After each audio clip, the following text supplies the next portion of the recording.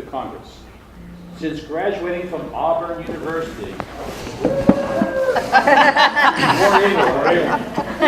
School of Architecture and Fine Arts with a Bachelor of Science degree in Building Construction, Rick found R.W. Allen and Associates, a construction corporation with offices in Augusta and Athens. Mr. Allen is a devoted father, husband, and grandfather, and is a member of countless business and civic associations in the community.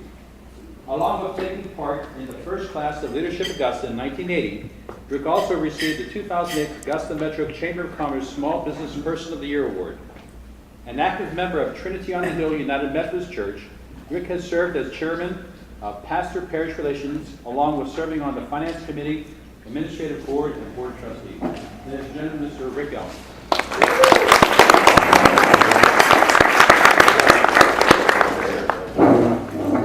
just going to walk out here so you can hear me a little better. I want to thank all of you.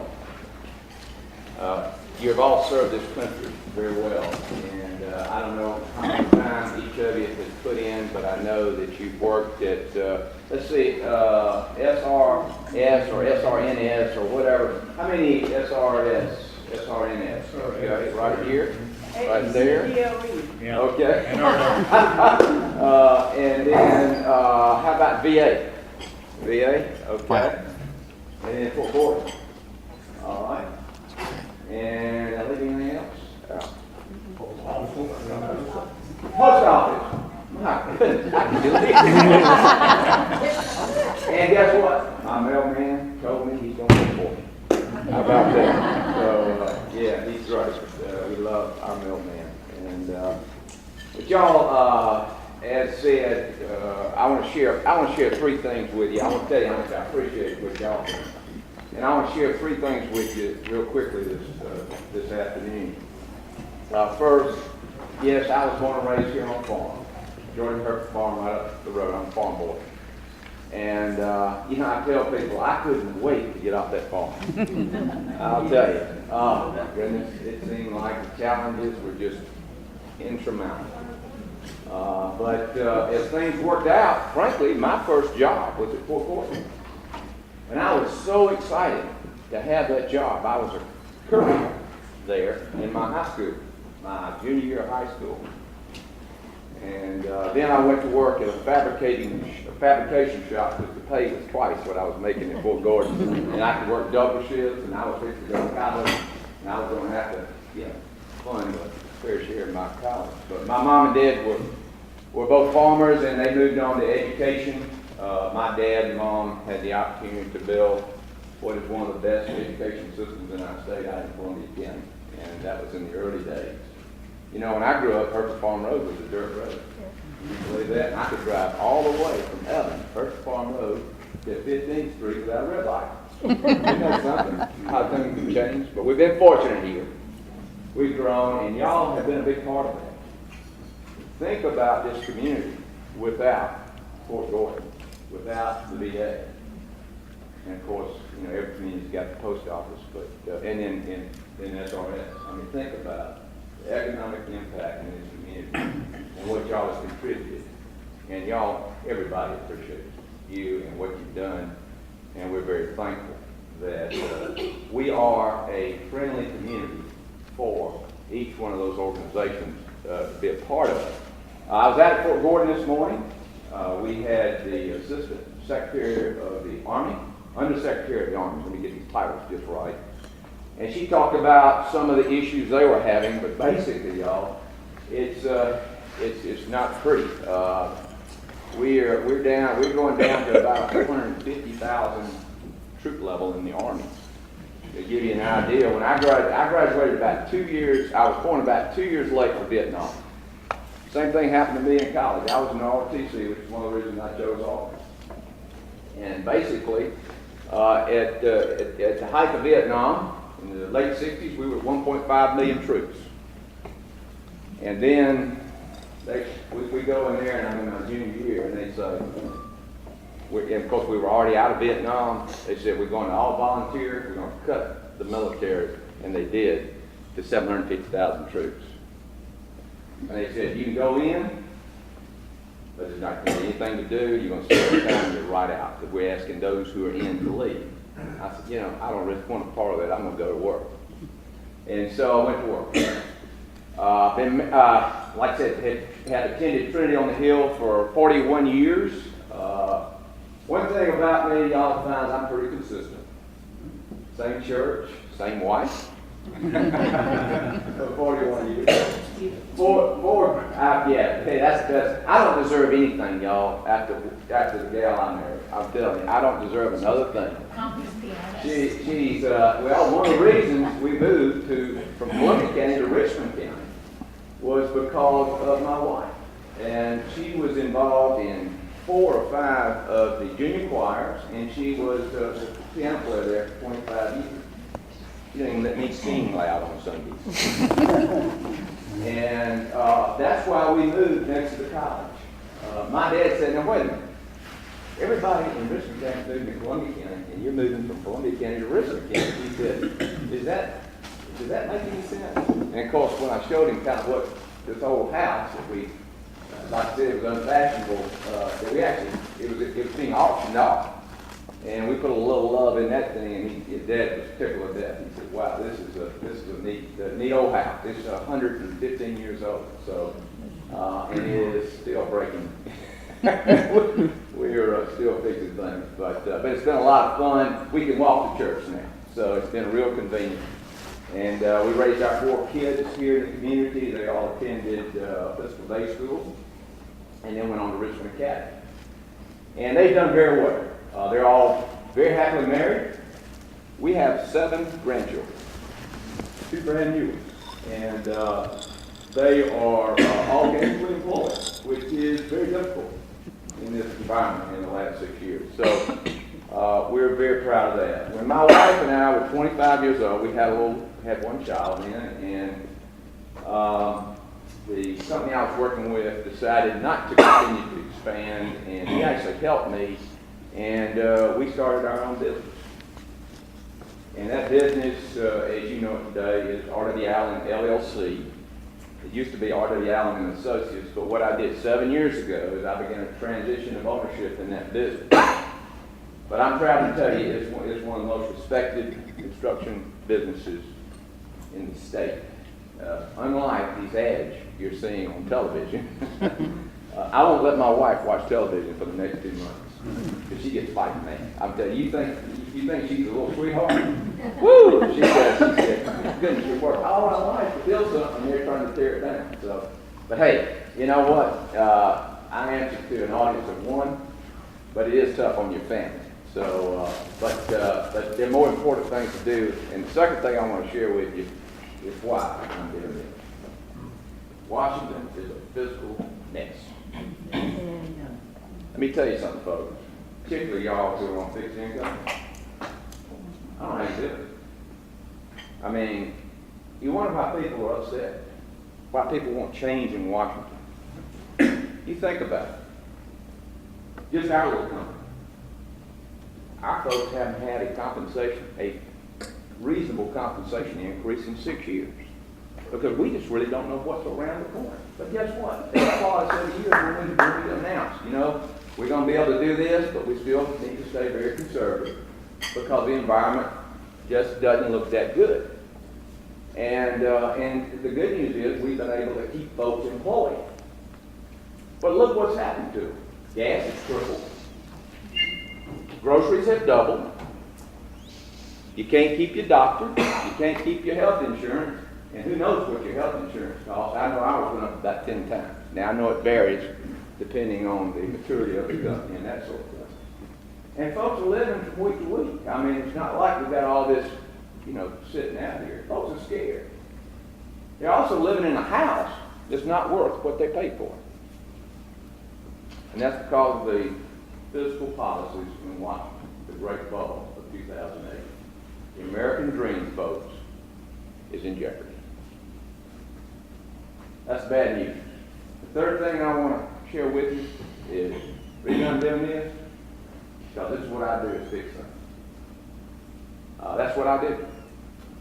I have many challenges. We've had many challenges in the business. We've been through 5 recessions. And one of them, we didn't think we were going to make it. A company we've been in business with owed us $1 million. And I had to live with that for 3 years. I will have to tell you, I don't know if running for Congress or that 3 years was as tough as the last 3 years have been, but it was tough. I'll tell you, it was really, really difficult. And, but by the grace of God, we made it. And it's because our folks knuckled down and said, we're going to get through this thing. When others said, there's no way you can get this, you can do this. So, I've been there. And I've been through some tough, tough challenges. I'm tested. I've been out there 37 years. I've given other people the opportunity. As I like to say, folks say, well, what are you? I said, I'm a conservative small business person. I'm not a politician. In fact, most people, and you may do the same thing, after I finish talking, they'll grab me and say, you got to learn to promise stuff, and you don't, you're really not saying the things you need to say. And I said, well, I'm just going to tell it like it is. But like I said, I'm not a politician, but I have balanced budget. All of that 1 year in '92 when they owed us $1 million. I have created jobs, and I have grown the economy. And I don't know too many politicians in Washington that they can do the same. So what's it going to take to fix this? We've got skills that we develop in the business world, and I'm really excited about our ticket this time. You've got the governor who has created more jobs than any other governor in the state of Georgia. We lost 360,000 jobs in 2008 in the state of Georgia because we were so dependent on home building. And this governor, through some, federal government should learn a few things from this, through some kind of unique tax policy, sales tax on electricity and things like that interests businesses. We have gained back or created 250,000 of the 360,000 jobs we lost, and the good news is it's very diversified. The other guy on the ticket is David Perdue. Now, David's in the big business world, and so he's done some really challenging things. But he's also turned around a lot of businesses. And what we represent is a big change to Washington. Now, you think about this. In the state of Georgia alone, you think about the new faces in Washington. In the state of Georgia alone, we're going to pretty much switch out half of our Republican congressional members because of those who didn't make it through the Senate race. And then you've got, we're changing out a senator who is, again, outraged at the fact that here he is, worked all his life, he's in a small business with his son, and he has fed up and knows that we can do better. How many here today think we can do better in this country than we're doing?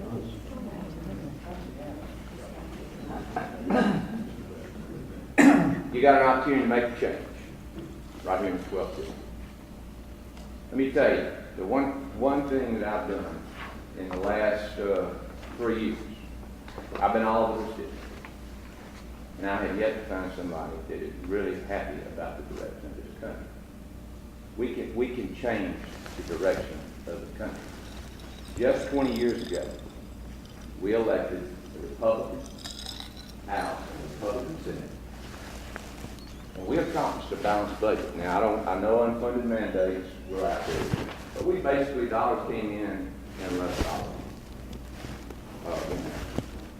Our revenues are growing. In fact, the undersecretary said this morning that actually revenues are growing much more than they thought they were going to grow, which, I got to hand it to all of us who pay taxes. I want to give you a hand because revenues are growing. But the problem is, just 10 years ago, we were a $2.3 trillion government, and today we're over a $4 trillion government. And, I was just reading some facts about federal employees. Actually, told employees the numbers have gone down. Where's all this money going? So how do we fix it? This is the only way I know to fix it. It's the way we did it in 1994. It's just through some, not really any major reforms, but we just said, folks, you got to go back to work. You know, you got 6 months. We're going to teach you a skill. We're going to get the government out of the way of this economy. We're going to let this economy grow because it's ready, y'all. I mean, look what this business world has been faced with the last 6 years. Dodd-Frank, I mean, good gracious. It's going to destroy the community banking system. But we relieve that pressure on the business community, the banking system, the financial community, to begin to a robust economy. We're going to create jobs, and we're going to need work. And so folks don't have to go back to work. And, you know, my goal is it's going to be the kind of jobs, it's going to be the kind of training, it's going to excite folks, it's going to make them want to go back to work. It's going to be challenging, it's going to pay well, and guess what? They're going to make more than they could sitting at home, which is, you know, where this economy is ready to go. And there's several things that are going to be a part of that. One is energy. We have the opportunity in North America to be energy independent. There's no reason we shouldn't be. And it's all about ideology. And I'm all for sustainable energy colors. I mean, as an industry, we're working on that every day. But right now we got enough fossil fuel here to sustain us so that we don't send money to the Middle East, to the folks that we're having the fun to protect us from the people in the Middle East. And so we need to be energy independent. It's right there on the platform. Can you imagine how many jobs that would create? These are just a few things. In closing, what I'd like to say to you is these are not insurmountable problems we have. I've dealt with these things day in, day out. Now, as my wife says in her stump speech, Rick Allen is not perfect. But I'll tell you this, and she says, but I'm still working on it. Well, folks, I'm still working on me too. I got 7 grandkids, and I want them to live the American dream. Because I've lived it, you've lived it, and I want our children and grandchildren to live it. And I believe we can do it. I'm not giving up on it. Until I take my last breath, we can get this done. And I promise you, if you send me to Washington, I'll tirelessly work until everybody in this country has a respectable job and has the dignity they deserve and has the opportunity to live the American dream. Thank you very much. I'll be glad to take any questions.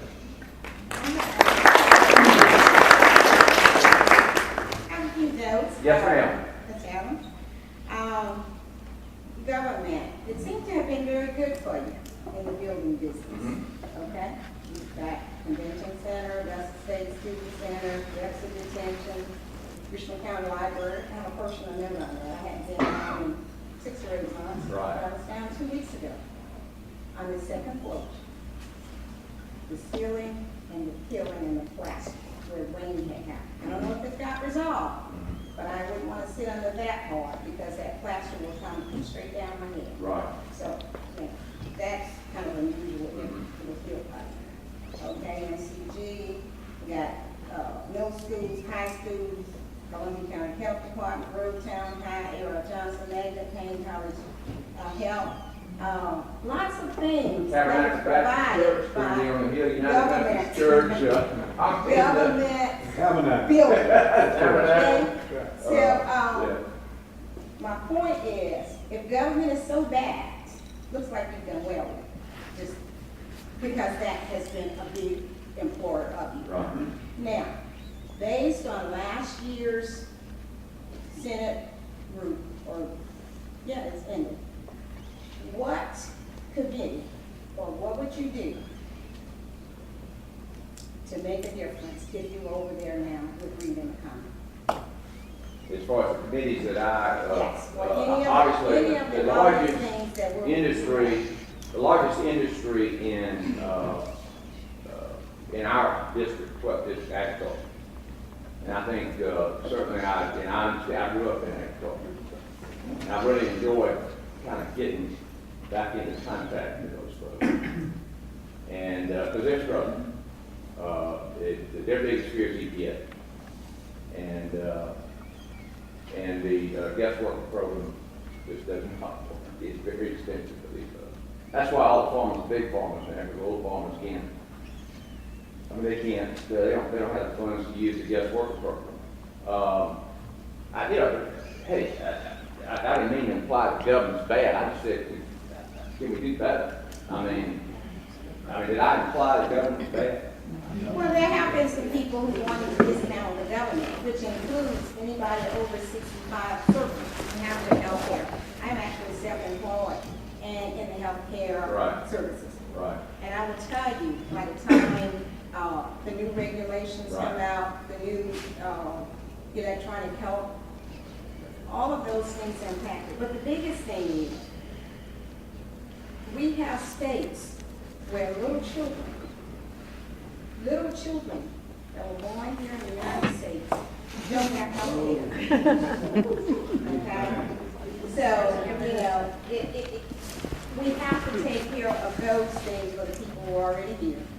And then the elderly and the poor. Those are two populations that require people across the aisle to work together.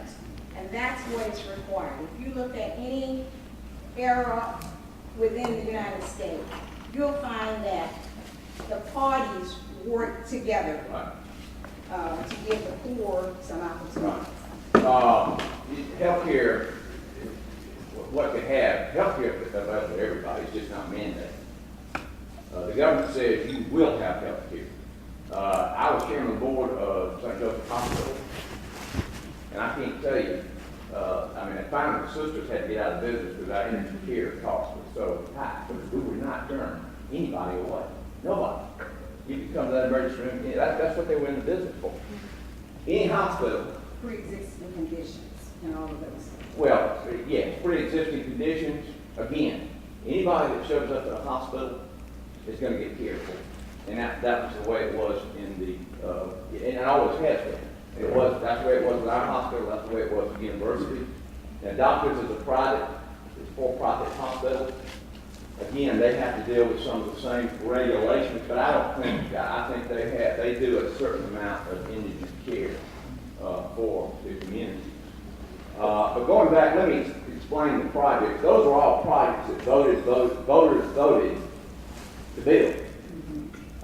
We were asked to bid on it. We have architects and others who want us to do their work. We competitively bid those projects. And I'll guarantee you, before I get to the card today, I'll make a call and find out what's going on at the library. Please do. Yes, I'll do that. And, but I'll make sure that's taken care of. And thanks for bringing that to my attention, because we will fix it. Don't worry. Again, we're not perfect. I don't know what happened. I will say this, that the biggest problem we have is with folks who won't maintain their buildings. And so a lot of what we do is go in and do maintenance. And so sometimes that creates those problems. But we'll get to the bottom of it, I promise you. But yes, we competitively bid those projects, but the one thing we haven't done, and in my memory, I think you had said we did a job at the VA, and I don't remember when that was, but it was some time back there. But we did one job at SRS probably 20 years ago, but we made a decision probably back in the, I don't know when that decision, but basically we were going to do nothing but private and local. Higher education is one of our big things. We do some high schools, but again, that's all. You got the education splosh and you got the sales tax splosh with the community projects. And yes, we have done some of those. So, and as far as I know, everybody's pretty satisfied with their project. So, But as far as working across the aisle, the problem in the United States Congress is Harry Reid. I mean, there are 300 bills sitting on Harry Reid's desk right now that he can't pass in the Senate because his folks would have to vote for the Republicans, or either they lose their seats. I mean, y'all need to understand something. The Democratic side of the Senate are mostly concerned. But if they vote, say for example, on a budget, they go back home, they're gonna get beat. I mean, they're not gonna be able to hold an office, therefore Harry loses the majority in the Senate because his folks voted on a bill that they felt like was not sustainable. And so he just holds the votes like that. As far as I know, the House is generating, I mean, we just passed something to try to fix this immigration problem, which is a problem generated by human trafficking, It's $3 billion a year industry. All what they're doing to these young children. And we put a bill out there to try to deal with that, try to process them, get them back home where they ought to be with their parents. And it goes nowhere. So now they're just kind of, they're in Georgia, and basically there's RFPs going out for folks to take care of these children. And so again, that just opens the door. We must, y'all, if we're going to survive, we must secure the border. I mean, and why can't we do this? I mean, we can track a package from Paris, France, to right here at First Baptist, and we can't secure a border. That doesn't make any sense to me. And it must be. Yes, sir. Go ahead. No, yes, sir. Because my question has nothing to do with that. Okay. I understand all that, but I did want to make a comment about all the money going to the Middle East. Right. I don't even mention that because that's really related. She had my question on committees, but what committee do you think you would be most effective on when you're elected? That's the first question. Easy. Yeah. She already, you just Well, I'll just talk commerce and energy. Right, And, commerce. right. Commerce. Seniority, in my opinion, is very destructive in the legislative branch of government. When you get there as a junior congressman, they're going to tell you what to do, where to go, and how to go. You understand it? Because now we've been knowing each other for years. Well, I ain't no spring chicken. So, we're about the same. If I was a young whippersnapper wanting to move up the ladder, that'd be one thing. So that brings me to my question of term limits. Yes. We got the likes of McCain, we got the likes of Reed, Rangel, that needs to go home. We need term limits. If you wake up in the morning and says, I'm going to be the congressman for 3 terms, and then I'm going home. But after the 3rd term, after 6 years, they want to stay another 2 years. Another 2 years. They always got something they want to complete. They said not quite finished yet. Not quite Right. good. So my question is, how do you feel about term limits in the legislative branch of government? I am for term limits. I have said that I would serve 4 terms. We had a chance in that run, the contract with America that was initiated back in the 90s, which really got the economy growing because the government, the fiscal affairs, you got to understand the government kind of, let me tell you how important the government is. It sets the pace for everything else. Yeah. I mean, you get the government working well, and the business community is going to be boom, boom, boom. But where they get worried is uncertainty. But going back to your point, and the contract with America was terminated, and a balanced budget with America. And here's what happened. And every side was just as much at fault. One side thought they were going to lose the majority if they carried those 2 through. And they dropped the ball. And now, look at the mess we got. So, yes, sir, I will do my best to get term limits passed.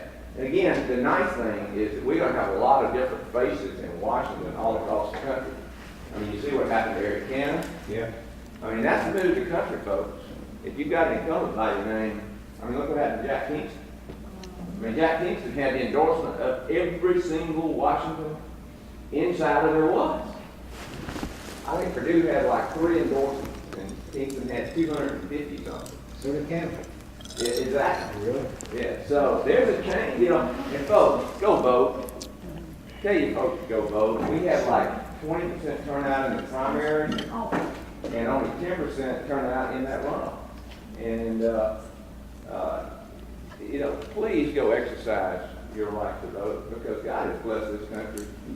And I think we have a responsibility to go and pick who we think is, you know, I mean, everybody's got a different opinion. I think probably on exactly what needs to be done. But in my mind, the fiscal side is the most crucial right now. And the reason for that is, let me just tell you something. The growth of this government in the last 10 years, this government's grown more than any government in history of civilization. We're in uncharted waters. We are putting money into the system. We put $4 trillion, we're printing it. You know, Alan Greenspan was asked in 2002, you know, we've held interest rates down because politicians don't like recessions, because folks vote with their pocketbook. Nobody wants to get caught, you know, in that down cycle. That's what happened to Jimmy Carter. And, exactly. But and he was asked, you know, what is going to happen with these artificially low interest rates? He said, we don't know exactly what is going to happen, but there will be a consequence. But we saw it in 2008. And we almost lost our economy. We were that close. And we have paid heavy price. It's heavy price. I mean, trillions of dollars to save the economic engine of this country. And we have put our children in huge debt to save it. Now we got to work our way back out of it. Yes, ma'am. Recently, on a news report, it was reported that someone, I don't know how many people, but hacked into the system at Trinity Hospital and got patient healthcare information, which is very vital. Have you heard this report? I have not. No, ma'am. It's been on the news. The first time I heard it was last week, and this morning. Well, that concerns me a lot because not only did they get the health information, they got the Social Security, they got everything that just destroyed you. Right. So, would you be putting that on your agenda to follow up on that and do whatever could be done or send it to the person who could do it? You know, we're on the fly in the business. And yeah, y'all, by the way, you can come in, we're open book business. I mean, we're audited 4 or 5 times a year. I mean, if, you know, somebody wants to come look at our book, we're welcome. But we're on the fly, and that scares me to death. And the thing that scares me is somebody could go in there and empty the bank account. And all of a sudden, we got no retained earnings, and we can't continue the business. I tell you, this world we live in worries me. This makes it easier for them to do all kind of scams. Oh. And I'm wondering what the government is going to do to protect the people, because this is a very It's a problem that needs to be solved. And apparently, there is, as I understand it, I mean, I've talked to our own folks at Fort Gordon. I did the tour in the Sigma School. Their biggest threat is getting hacked. People are working on it all day long. They know it. Of course, we don't do that to anybody else, of course. No. But I think what we have out there today is cyber war there. And it's going on as we sit right here. And it is, it's right. I truly, as someone in the business world who have lots of folks depending on me, it concerns me because all of a sudden somebody could come in there and we have had, I mean, our CFO got a wire from somebody saying that I was in need of an immediate cash transfer and need the wire to this spot. Yeah. And of course she knew it was a hoax, but Because, I mean, if I needed a wire train, I'd pick the phone and call. You know, I'm not going to use a computer. But, yeah, something has to be done. And now I'm a little computer challenged, so I'm not the one to solve that problem. But I think somehow there has to be security measures, and our military probably has the best firewall out there. And you can see that they're struggling with it. Everybody's struggling with this problem. And because the whole world has access to the cloud, to the internet, and I understand that the Russian government, there are hackers in Russia that in our financial system that have stolen almost $5 billion. The money Money is one thing, but this is striking because it could be your health, exactly. you know.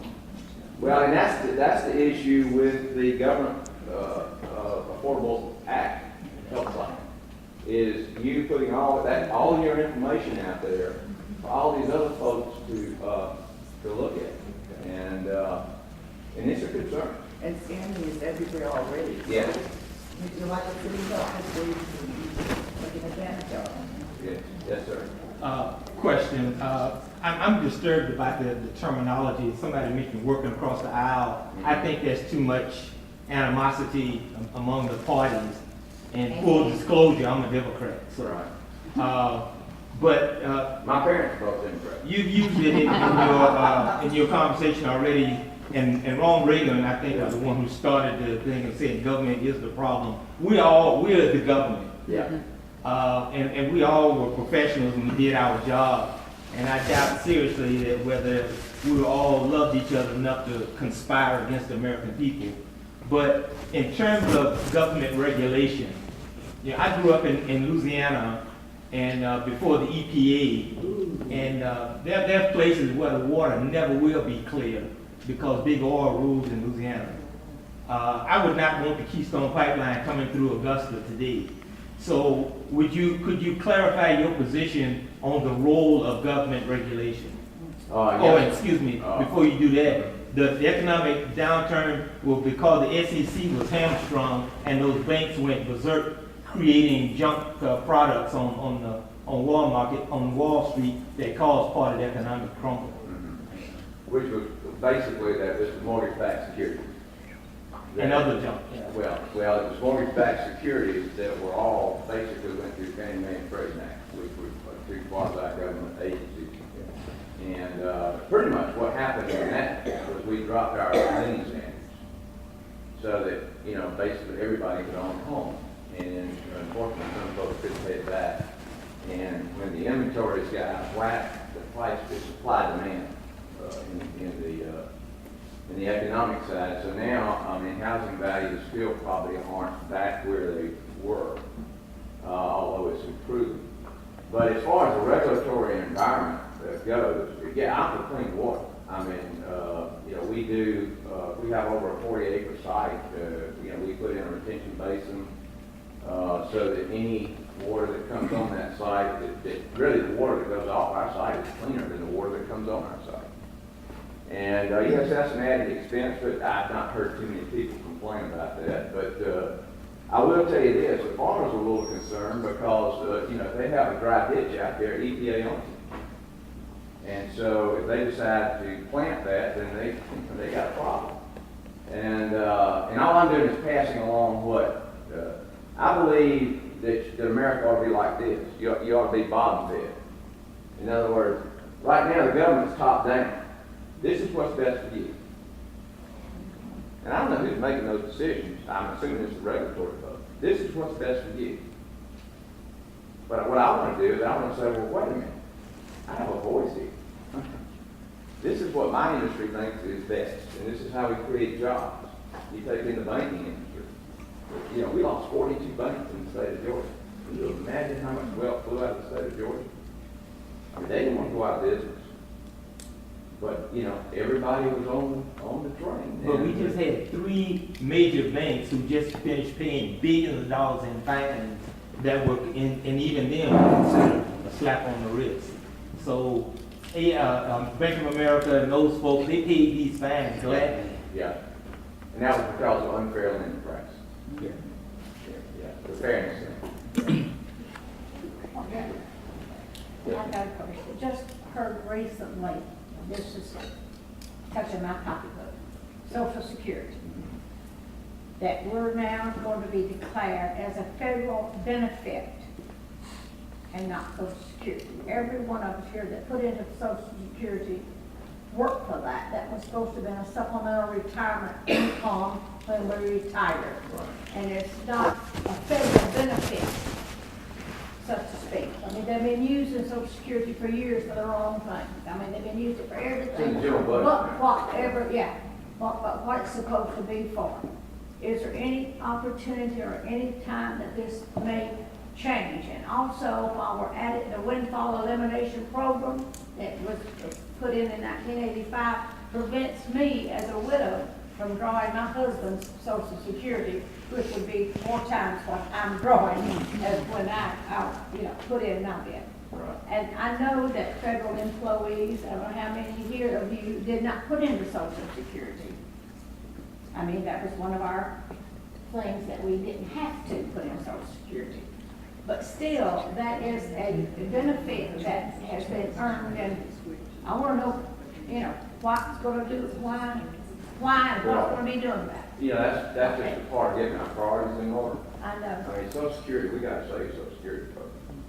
And they're saying now that we're going to run out in so many years and won't pass. Well, that's true. That's, but see. the Because it reason- hasn't been used properly. Well, one of the problems with this is that when Social Security was implemented, the age of benefit for 62, the average lifespan was 57. Those folks didn't really think. I mean, when the country was founded, the average lifespan was mid-30s. Yeah, they had to know that, hey, 47-year-old. probably, we're gonna do some things and, we might, but they didn't even consider that. That's why on every law, I want a 7-year shelf life. I want to revisit every law every 7 years and say, is this working? Is it worth it? And if it's not worth it, we either change it, but don't let it run out of money. And that's what we're doing. We're just kicking the can down the road on Social Security. But something's got to be done. I'll be honest with you. When I was 40 years old, I would have bet a nickel that I'd never draw Social Security. That's how much confidence I had in the system. And that was 22 years ago. I mean, in fact, I would have just said, you know what? If I could quit paying right now, I don't even want Social Security. Because I'm trying to plan for my retirement. I've got folks working for me that I told them, I got a young man that's been with me for 36 years. He has a project. He's wonderful. And I told him, I said, look, get on this 401k program. Because I don't think Social Security is going to be around. Let me tell you, that guy, he probably got over $500,000 in 401k. Isn't that something? Because he's been there a long time and it accumulates. And of course, I asked him that. He asked me, he said, are you retired? I said, no, look. I said, I'm keeping up what's going on here. And he said, I said, when you go retire? He said, what would I do? He said, I don't want to stay around the house. I said, okay. So no telling how much money he's going to be worth by the time. Of course, I will say the stock market has gone up and it's healthy. But Social Security has got to be dealt with. And I'll tell you what, ain't too many people out there that want to keep their job and want to deal with it.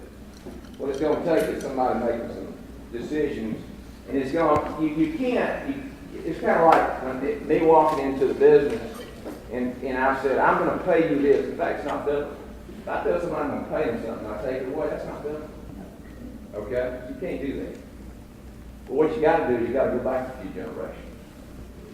And you got to say, all right, because people are working on it. And he said, really what America's all about is we all got to make a decision here probably sooner than later. If something got to be done, and, all of us going to have to help get it done. Because I don't want to do anything to hurt folks.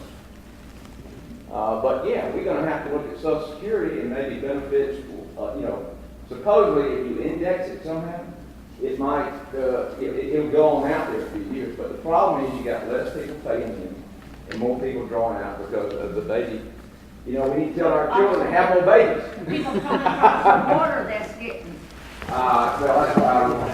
okay, now we need to post. We've got to Coming stop. across, having Yeah. babies, getting close. There's some reason this country does not want to close that border, and I can't, for the life of me, find out why. Okay, Yes, ma'am. okay, one other thing. Last Yes. question. Last question. Last question, Yeah, don't tell us anything. Last question. okay, it's gonna be a long one. Whatever, right? No, seriously, the Democrats and the Republicans need to work together. Where are we gonna get God back in our country? Okay, it's being just torn apart with all of these, people protesting and they getting things out, and we're listening to the, I think, not the majority, because the majority of Christians aren't getting out there and doing our job either. Okay, but we need Well, I think God less back than in our, 50% of the state community is even better. that's a shame. So, but, you know, Democrats versus Republicans, I mean, if you look at electoral map in 1970, you know, if you look at electoral map in 1970, you look at one today, the whole country just went blind. New York was a red state, California was a red state. You know, things have changed. Sonny Perdue tells the story. I mean, Sonny was a high-ranking Democratic official in the legislature. And they told him, here's the platform. You gotta be pro-choice. You gotta do your own things. He said, I can't do that. My belief won't let me do that. He switched to the Republican Party because of that. And frankly, upset a lot of folks. He got a little tiny office over in the corner. I mean, that basically kicked him out. But he said, I can't believe that way. So your conscience is going back. That's what, so that's, I'm just telling you, Sonny Perdue, because he was the first Republican governor in the state of Georgia since Reconstruction. I just tell you how things change, okay? But I will tell you this, the Republican Party, the reason I'm a Republican is the Republican Party values line up with me more than the Democratic Party. Because, you know, I believe the government's too big. And I don't believe the government is the answer to all of our problems. And I believe we need to get folks back to work. I don't believe we need to pay folks so we can get to vote. I mean, that's wrong. And our forefathers said in this democracy that it was wrong. They feared what we're doing right now. Because, you know, the politicians have created this, a voting bloc, and, you know, it's just, you know, the more we can do, they're going to vote for us. That's why they kick the can down. When really, I think all folks want is an opportunity. All I want to do, let me tell you what I've done all my life. The great blessing and privilege I've had in my life is to give folks opportunity. And you know what? Folks have responded. Luke's is a great example. That guy was probably headed nowhere. But I took him under my wing because he taught him how to work hard, taught him how to behave himself, and I love a man like the sun. And he tells the folks in his neighborhood he's going to put my sign up. And I said, what did he say, Luke? He said, well, they think I'm your illegitimate child. But anyway, he's lived the American dream. He owns his own home. He pays his bills. It's just, you know, and he just loves it. And I asked him, I said, when are you going to retire? He said, I don't know. I love working. And he is a very, very valuable member of our team and a great success story. That's what I want folks to live. You know, I want them to feel good about themselves. I want them to get up with dignity. Can y'all imagine rolling over in the morning in your younger years and having nothing to do? How tragic is that? My grandma, I'll leave you with this. This is the closing statement. My grandmama always said, idleness is the devil's workshop. Absolutely. That's why we got to get folks back to work. Idle hands. So, yeah. I think you should vote for a person, whether they're Democrat or Republican, what is best. I don't think you should always focus on that. Because I'm a Democrat, but I have voted Republican on various issues because I thought that person was better to do the job. And guess what? The majority of people are moving. That's exactly the way I feel. Well, the majority of people are moving as you are. Yes. Because they too think we can be better than we do. You don't just look at it Right. as a party. I look at it, yes, I look at what I think that person is doing. Exactly. We the people, not they the government. I just want to make a comment. I live in South Carolina. I can't vote for you. If I could, I would. But I would like to make a statement, compliment you on your advertisements. I've seen two of the people in Georgia that they're, I think, how dumb do they think we are? I have no comment on that. You know, because you're bigger than that. Well, hey, I just want to thank you so much for, you know, of course, I know a lot of the folks in this room well. It's like old home week. I appreciate the opportunity to come visit with you. I would indeed enjoy the privilege of your vote, and I promise you that really what I want is opportunity.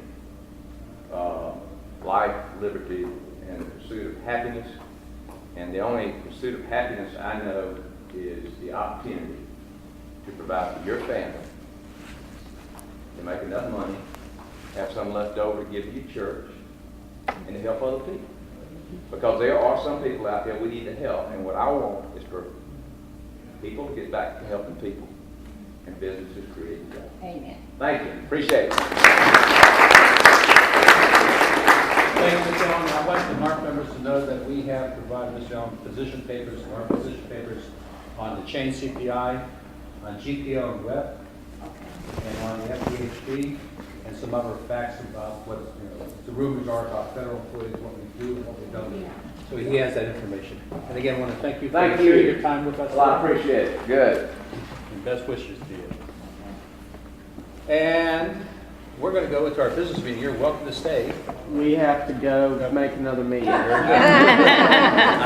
think That's what I would say too. That young man, keep your tabs on you, Greg. Thank you very much. Thank you. Thank you very much. Thank you. Thank you very much. Good to see you. Yes, sir. Glad to be here. Thank you. We were in BSF together, I think. That's right. You know what? I would have never done this.